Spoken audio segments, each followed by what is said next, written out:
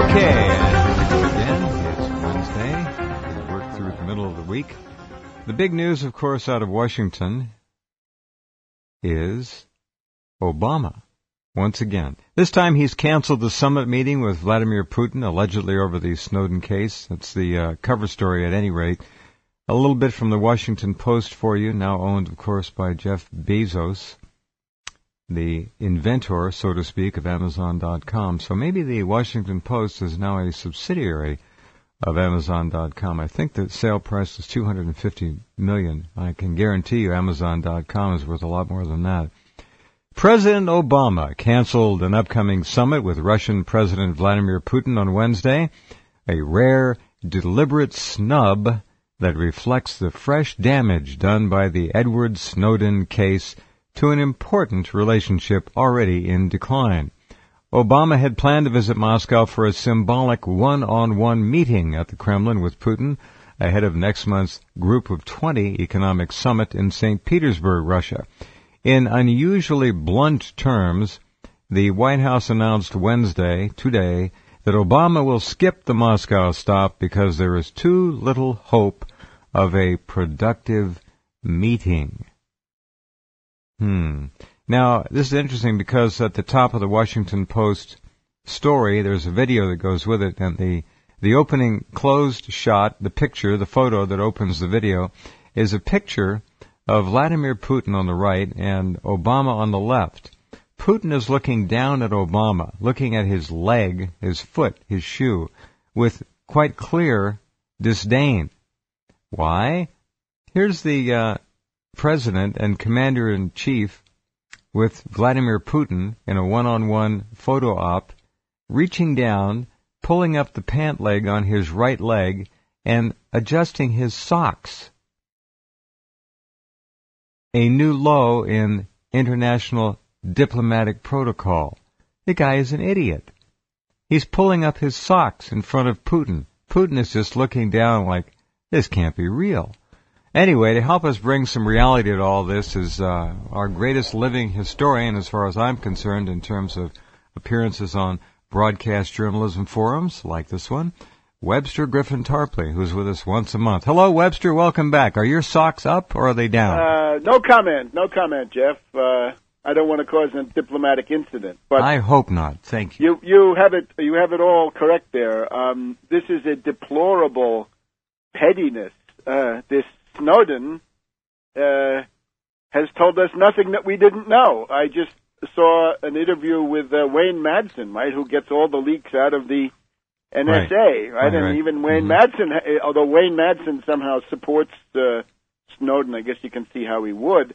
They're claiming that there's something new. No, as Madsen says, everything that Snowden is telling you was already known and known a long time ago. You and I talked about this, I'll bet, close to 10 years ago. Yeah, it was called Echelon. There were hearings. The European Union held long, drawn-out, bombastic hearings about Echelon. Then there was something called Carnivore in the FBI that listened to everything. Exactly. There was Operation Trailblazer. There were any number. And then during the Bush administration, there was the famous warrantless wiretapping. Anyway, it's very foolish. It's very short-sighted. It's stupid. It shows how inept, really how hopeless for any good purpose Obama is. All we can hope for at this point is that somehow this meeting occurs, right? Lavrov, the foreign minister of Russia, and the defense minister is supposed to be here in Washington on Friday to meet with Kerry of Skull and Bones and Hagel, and maybe something might come out of that. The hope was that Putin would be able to get Obama in the room and say, look, drop those death squads in Syria, turn away, you've lost, it's all over, forget it, cut your losses, stop cavorting with the death squads, or you're going to have a whole new, terror epidemic. Well, anyway. They're about ready to name a university, the Al-Qaeda University here in Washington, D.C. I mean, they pay so much money for these killers, it's absurd. We see the news reports are as schizophrenic as can be. Yesterday it was, Al-Qaeda captures an unused airbase near Aleppo, Syria. Al-Qaeda, Go Al-Qaeda, way to go Al-Qaeda.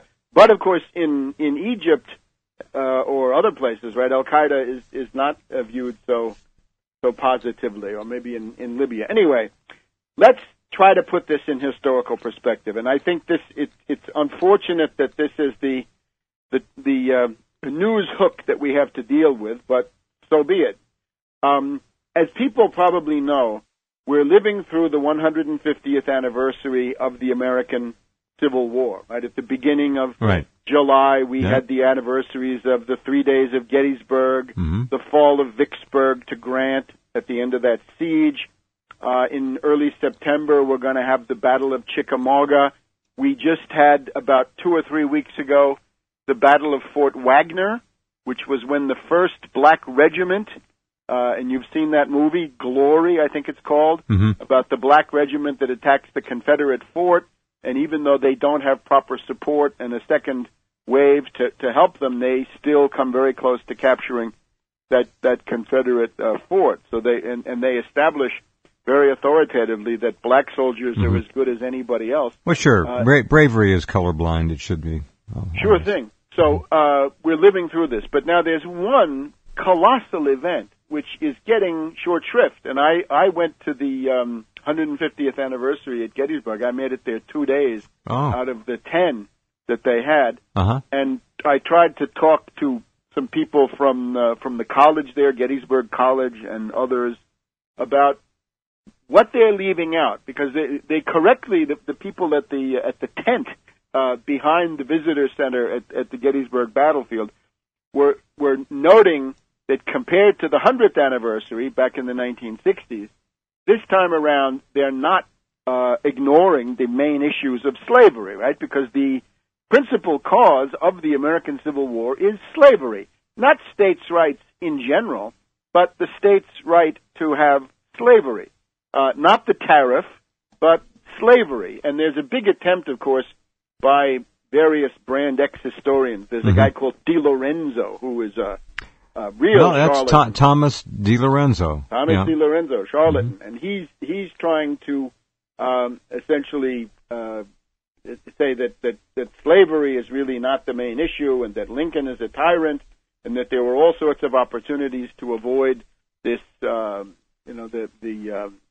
fighting, that the Confederates were eager to have their slaves, freed against compensation and all that. None of that makes any sense when you see the way the secession actually unfolded. They weren't waiting for offers, right? The South Carolina seceded in December 1861, right? And this was an absolute disaster, right? In December of 1860 already they seceded. So they weren't waiting around for anything. They simply decided, and it's a very, very bad calculation they made, that they could launch secessionism. And the causes of that we really can't go into. But I want to focus on the one. May I ask a quick question before we leave from the topic of Gettysburg? When you were there, did you have a feel for the history? How did it strike you emotionally? I think my mother took me there when I was about 10 years old. I mean, I think it's the greatest historical object in the Western Hemisphere, and maybe anywhere in the world. When you see all of these monuments, and there is the cyclorama painting. There was the electric map. The Park Service has momentarily destroyed the electric map. But yes, this is a place where you see that history is real, and there are many places where you don't see it. There's plenty of history, say, in New York City, but it's all hidden among these huge modern buildings. Whereas in Gettysburg, the actual stuff from 150 years ago now is the greatest center of attention. Very good. All right, stand by a second. We'll take a break, come right back, and continue in just 2 minutes with Webster. Okay, right back with Webster and all of you great folks, and talking about history. All right, Webster, go ahead. So here we are, 150 years ago this coming month, a really big event, which is almost completely glossed over. I'm not aware of any commemorations, and indeed, one of the reasons I want to talk about this tonight is if people want to join in and try to provide some adequate commemoration, it's clear that the Park Service won't do it. I don't know if academics will do it.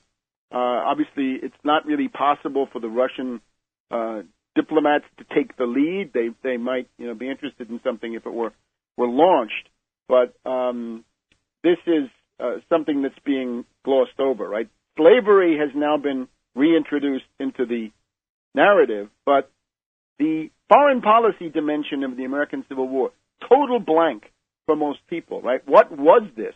Was one example, right? Gettysburg, right? What's Gettysburg? What's Antietam, right? Lee's 2 invasions of the North. Why did he do that? What did he think he was doing? He was trying to get the British and the French to intervene on the side of the Confederacy. This is the heart of the entire Confederate strategy, is that without a British fleet and some kind of British assistance, they really had very little chance of this desperate enterprise of secessionism. So what's the big issue? In the entire American Civil War, there's one principal intervention from the outside, and it is on the side of Russia, and it is Russia sending its 2 fleets. The Russian Baltic Fleet comes to New York, and the Russian Pacific Fleet arrives in San Francisco. So 2 fleets, one from the Atlantic and one from the Pacific, New York and San Francisco. And the date for this is the arrival of the Russian fleet in New York City is September 24th, 1863. So it's about 6 weeks. The anniversary is 6 or 7 weeks in the future. In the case of San Francisco, it's October 12th. And then let me add that the Russian fleet that came to New York then went on to Washington, D.C. after a couple of months and generally stayed until March or April of 1864. So spent the entire winter in New York, Washington, and San Francisco. That's a long time. Wow. This is a colossal event. And again, it's the only big foreign intervention, and it was absolutely critical in helping Lincoln and the Union to survive. Perhaps the best quote of how a lot of people in the North and the Union, the United States, felt about it is a quote from Gideon Welles. Right? Gideon Welles was the Secretary of the Navy in Lincoln's cabinet, and his famous quote is, God bless the Russians. Right? Thank God for Russia. Thank God for the help that they've given the United States. Now, why is this so important? First of all, let's just a couple of things very quickly. The tradition that many people think is that the U.S. and Russia are hostile. No, the tradition is quite the opposite. During the Revolutionary War, there's something called the League of Armed Neutrality. Right? There are some European countries that actually come in on the side of the United States. France and the Netherlands join the war on the side of the U.S. But then there's another group which is neutral but friendly to the U.S. and hostile to the British. And this is led by Catherine the Great of Russia and her foreign minister, Count Panin, and a couple of other people that are around this. So this is it's Russia, it's Austria, it's some smaller continental states. But when you add it up, it actually it's quite significant. Right, sure. During the War of 1812, the negotiation of the Treaty of Ghent to end the War of 1812, 200 years ago now. The way that the war between the U.S. and the British ended was that Russia sent practically an ultimatum to London saying, look, lay off the U.S., right? Stop your war with the U.S. And, of course, this was a time when the Russian army had occupied Paris. It was not so far from the Channel Coast, right? Because this was the end of Napoleon, and the Russians got all the way to Paris at that time. So the British were quite frightened, right? They said we could see a Russian army here on the coast of the English Channel. The other one is the Crimean War in the 1850s. Here, just a couple of words about this. Between 1848, right, between those revolutions, and 1870, thereabouts, the British and the French, who are their puppets by this point, Napoleon III, British puppet, right? Extremely clear case. The British and the French go wild, right? They go on a rampage around the world. They wage 3 opium wars against China. They have the Great Mutiny, or the so-called Sepoy Mutiny in India, which the British crush with unbelievable brutality, right? Real genocide, right? Killing the Indians who want to kick the British out. Then we mentioned the Crimean War, right? That's Britain and France and Turkey attacking Russia through, the southern coast, the Baltic coast, right, where the Olympics are going to be soon. Yes. The French take over Indochina, right? The whole Vietnam business begins during this phase with the French seizing Indochina. The French also seize Mexico. Since the U.S. is wrapped up in the Civil War, they think they can completely flaunt the Monroe Doctrine. The French take over Mexico and set up this Maximilian as an emperor, and then the whole island of Santo Domingo is seized by Spain, Dominican Republic today. So, in the middle of all this, it's a rampage against the world. Southern secessionism is a part of this campaign, and I can't go into it now too much, but the main agency that causes Southern secessionism is not public opinion, but it's a network. It is the Scottish Rite of the southern jurisdiction of the Scottish Rite Freemasons. So that is what you're dealing with, and the plan with the Confederacy, of course, is that they're going to expand into Mexico. They're going to expand into the Caribbean, into Latin America, and this is going to be a huge slave empire because slavery is inherently anti-economical. It obviously destroys labor power, but it also destroys the soil. It doesn't have any capital inputs, so it tends to destroy the soil, and that's why the imperative is for it to expand, right? So if you prevent expansion, as Lincoln saw, then you're actually killing it, right? Because if it can't expand, it's like a cancer. It can't live. Right. All right. The other side of that, we have a break here, Webster, but the other side of that coin is technology.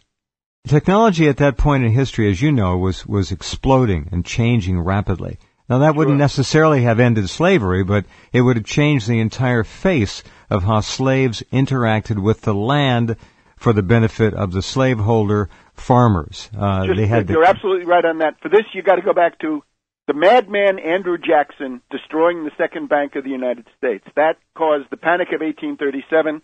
That caused the bankruptcy of 6 to 8 American states. The railroad building came to a halt temporarily. Canal building was already over.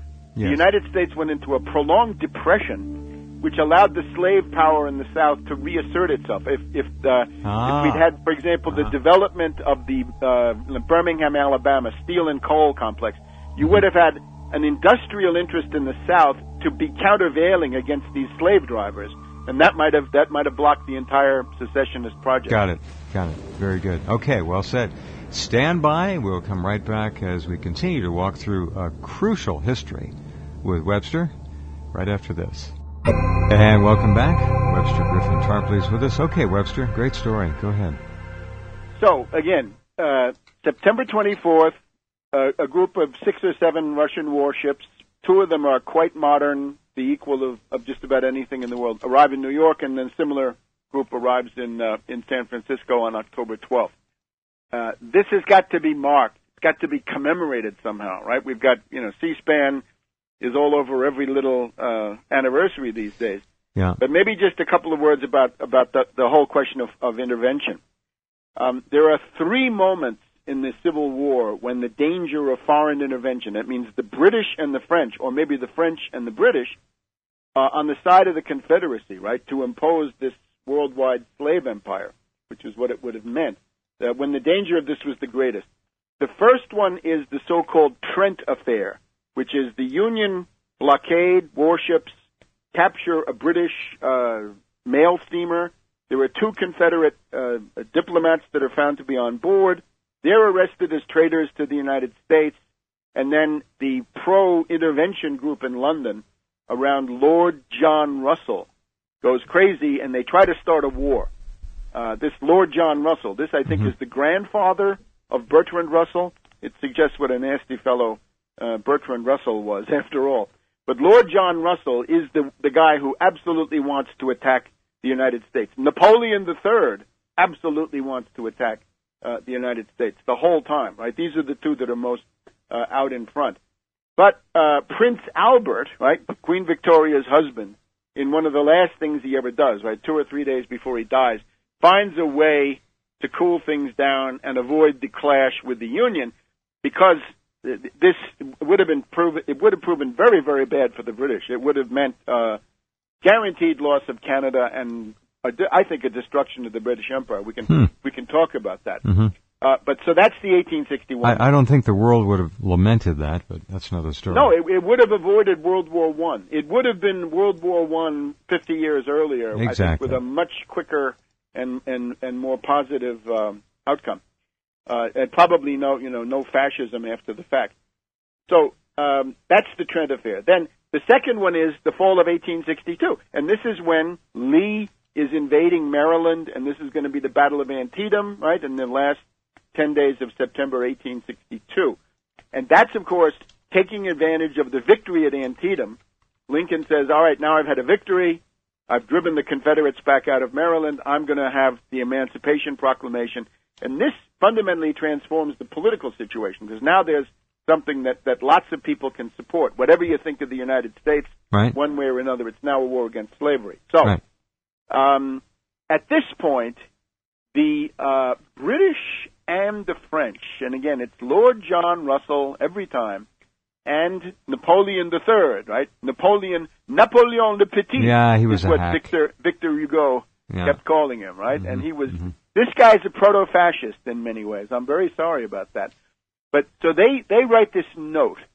It's a British-French note, which says, isn't it time for the civilized powers of Europe to put an end to this terrible bloodletting and secure the independence of the Confederate States of America and their slaveholding policy? And the big question is, what will Russia do?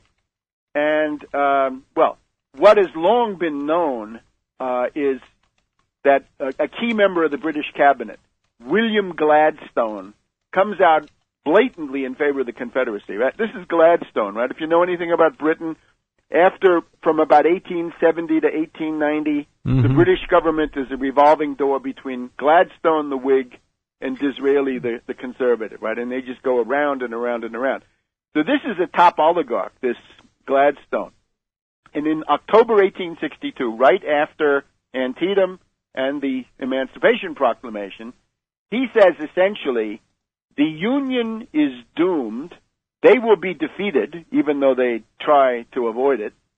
And then he says the following. This is a public speech, right? It's a campaign speech. We may have our own opinions about slavery, says William Gladstone. He says, we can think what we want about slavery. We can be for or against the South.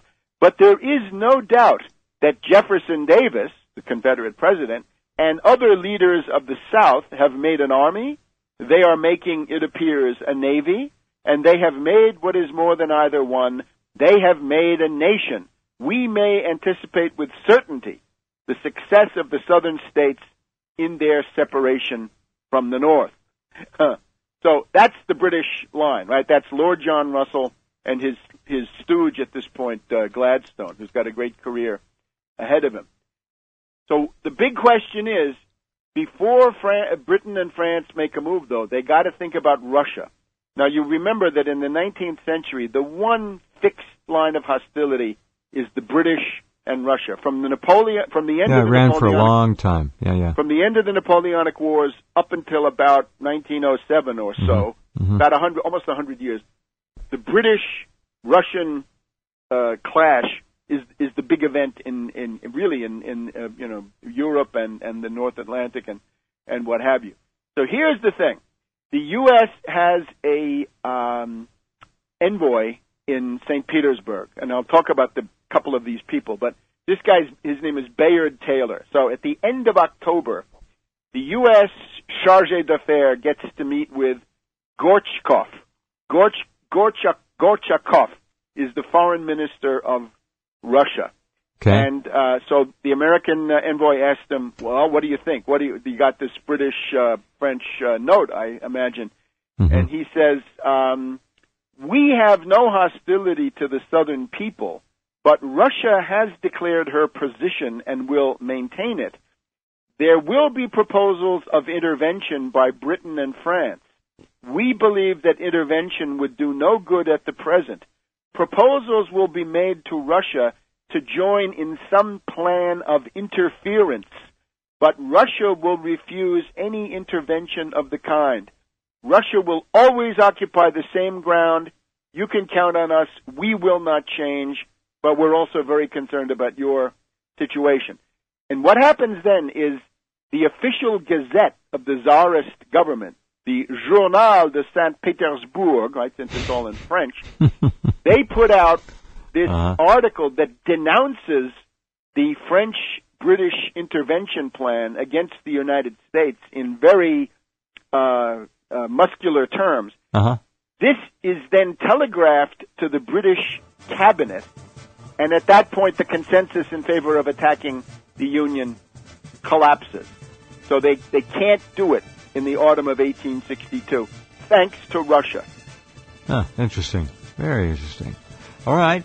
We will take a little break and digest some of that fascinating historical material and get some more on the other side. Back with Webster and studying up a little bit on our history, which very few Americans, unfortunately, know anything about anymore. Go ahead. So later on, about 40 years later, in a magazine, a weekly newspaper in New York City called The Independent, we get another version of this, which makes it even clearer, if it has to be made clearer for some people, that Russia is who stops the British and the French from attacking the U.S. in the fall of 1862, and again in the fall of 1863, because they're just very frightened. This is a guy called Wharton Barker, and Wharton Barker is a banker. He's a money man, right? He's not a romantic, or he has no axe to grind. He's actually the financial agent of the Russian Empire in the United States. So he says in the 1870s he was meeting with the Tsar, right, Alexander II, and this is obviously an extremely important person in his own right. This is the Tsar who freed the serfs. He's the liberator of the serfs. So we have the alliance of Lincoln, who frees the slaves, in effect, and the Tsar who frees the serfs. So this we're supposed to all think that all the Tsars were terrible, aren't we? No, and this was obviously a very progressive reformer, and he was targeted by the anarchists, the so-called Narodnaya Volya, the people's will, and those are anarchists fomented by the British, right? That's British intelligence running that. Anyway, here's what Tsar Alexander II says to Wharton Barker. He says, in the autumn of 1862, France and Britain invited Russia to join in the recognition of the Confederate States of America. And he says, my answer was this: I will not cooperate, I will not acquiesce. Instead, I will regard the recognition of the independence of the Confederate States by France and Britain as casus belli. I'm going to go to war. I was going to go to war with the British and the French. And in order that these governments of France and Britain realize that I'm not making idle threats, I will send my Pacific Fleet to San Francisco, and I'll send my Atlantic Fleet to New York. Now, he then goes on to say, the Tsar, I gave them sealed orders. My admirals, the two admirals commanding these two squadrons, got sealed orders. There were sealed orders, right? All the pro-British historians want to say, oh, no, this was just because the Russians didn't want to get bottled up in the Baltic the way they had in the Crimean War. But no, there are sealed orders, and the sealed orders appear to be, if the British and the French attack the United States, the Russian fleets put themselves under the orders of Lincoln and the Union Navy and wage commerce war against the British, right? Because with 10 or 12 ships, you could play hell with the whole British merchant marine. And that part is confirmed also by Admiral Farragut, right? Admiral Farragut, right, the great, guy who captured New Orleans and Mobile, right? We have Farragut West downtown, right? Damn the torpedoes, full speed ahead. Farragut was a great friend of the Russian admiral. The admiral of this fleet is Admiral Lesovsky, Lessovsky, or sometimes Liss, depending on how you want to transliterate. And Farragut says, well, I was talking to Lesovsky, and I said, what brings you here? And he says, I have these sealed orders, and I open them in case something happens. And that hasn't happened yet. the something was, if the British and the French attack, then he opens the orders and puts himself under the command of Lincoln and Gideon Welles and so forth, and you'd have a U.S.-Russian alliance forged in the crucible of a world war. Through here, we get there's an immense literature about this, which is completely suppressed, completely unknown. The sealed orders are a reality, and let's see. The other thing, of course, is that what happens, we pick up Harper's Weekly, we pick up the New York Herald of the day, right, September, October 1863. These Russian seamen, right, the admiral and his staff and the entire crew of all these ships, they become the toast of New York, right? There's a huge parade up Broadway with bands and flags and bunting, and of course the British press goes crazy. They start saying, "Oh, Lincoln, you're a double killer now because you're an assassin in North America, and then you're an assassin in Poland and other places where the British were fomenting rebellions against Russia."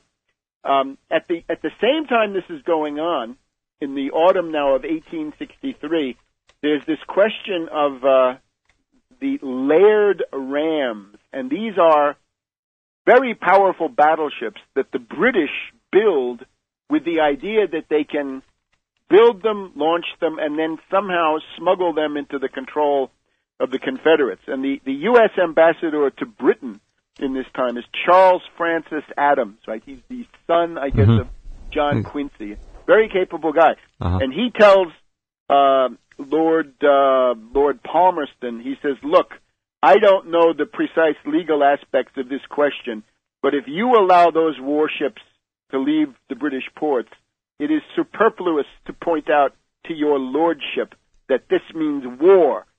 And when Charles Francis Adams says war, he's not just meaning that this is going to be the U.S. against the British.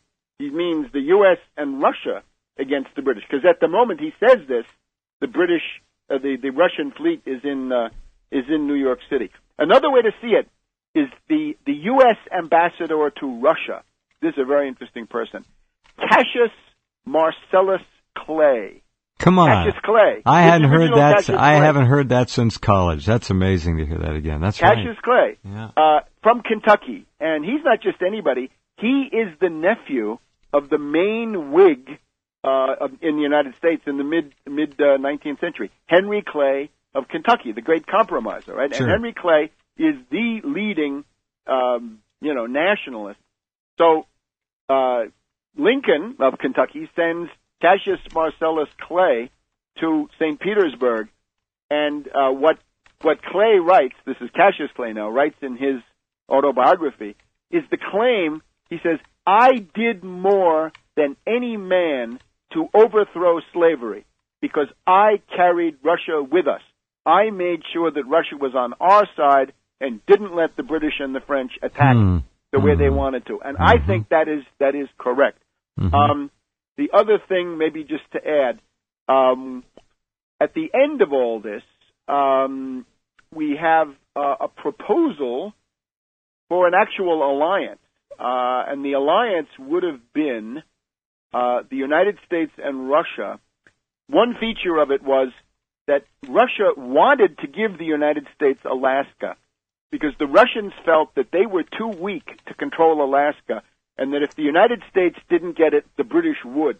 So they wanted the U.S. to have it. The condition was the Russians said, "Look, we'll be glad to give you Alaska, but you've got to take the 5440 border." In other words, the United States has to occupy the entire coast of the Pacific, all the way up, right? From where you are, Jeff, through Washington State, but through Vancouver, through British Columbia. No British Columbia. It goes right up to that tongue of Alaska that comes down. Because you look at it from geopolitics, the Russians don't want the opposite coast from where they are to be controlled by the British. Does this have anything to do with the two plans that the U.S. made to invade and conquer Canada later on? Yeah, War Plan Red. I've written all about War Plan Red. We can have a broadcast about that sometime. Mm-hmm. Anyway, at the end of this, the Russians come out of it with monitors. The Russians have, I think, about a dozen monitors, right? Just like the U.S. monitor. Mm-hmm.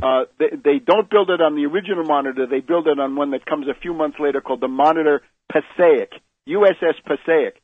So the Russians come out of this with about a dozen warships, which are capable of defeating anything that the British have. Couple of things also about the fleet that they send, right? The two biggest ships are the frigates Alexander Nevsky and Peresviet, vessels of modern build, and the guns are from Pittsburgh. So the guns on the Russian fleet were made in the Pittsburgh steel mills. There's also the fact that in the pre-war period, we can't do justice to this. There's a tremendous interchange between the American system of political economy with people like Friedrich List and Matthew Carey and Henry Carey, strengthening the anti-British protectionist forces in Russia. And one of the things that's done in this time is you have a guy from the U.S. called Colonel Whistler. I don't know if he's a relation to the artist, right? But this is the building of the first railroad between St. Petersburg and Moscow is done under the auspices of this U.S. Military engineer. So it's a tremendous event, and the British and the sort of liberal historians have been attempting to cover this up for the entire time. And it also goes on, right? There's an attempt to assassinate Alexander II in the late 1860s, and there's a big U.S. delegation that goes to Russia to congratulate him on having escaped these assassins. And then there's a goodwill visit by a Russian duke in the around 1871, and from that we have this poem by Oliver Wendell Holmes saying, "We remember who was our friend when the world was our foe," right? The only country that was friendly to the United States, the only, maybe Thailand, I don't know, but the only, country, say, in the North Atlantic with military forces, or, nearby. Russia, this is the only friendly country. The other thing I would add, though, maybe Prussia, under Bismarck, and this is because the Prussia and Napoleon III are always at loggerheads. Napoleon III is not able to send his army as much as he wants to Mexico and then invade the U.S. because he's afraid of what the Prussians might do to him along the Rhine. The other thing from Prussia is that in 1864, say, when the British try to torpedo the U.S. Sales of government bonds on the London market, it's the German German banks who step forward and buy them. In other words, they provide key financial support. Sure, they underwrote but look the at whole this thing. now. The British and the French are the enemy, and Russia and Germany are the friends. Right? It turns the entire 20th century on its head, and people find this embarrassing and they try to avoid it. But this is the real stuff. So again, I put out this call. You can go to my website, look through the Speakers Bureau. There's a contact box. You can get me. Can't we do something on or about the 24th of September in New York City? Can we do something on or about the 12th of October in San Francisco? Oh, another one. Do we have a minute? You got it. Go ahead. Yeah? Look. Give me those two dates again. October 12th, thereabouts. October 12th is San Francisco. Okay. September 24th is New York. And then I'm still having trouble nailing down when the Russian fleet arrived here in Washington, D.C., but it did, right? It went down and then it went up to Chesapeake. Here, this is an idea of the alliance that was being founded. At a certain point, the Russian fleet is in San Francisco, okay? And there was just a guy on C-SPAN this past week talking about San Francisco in the Civil War. He managed to leave this out, right, in case you saw it.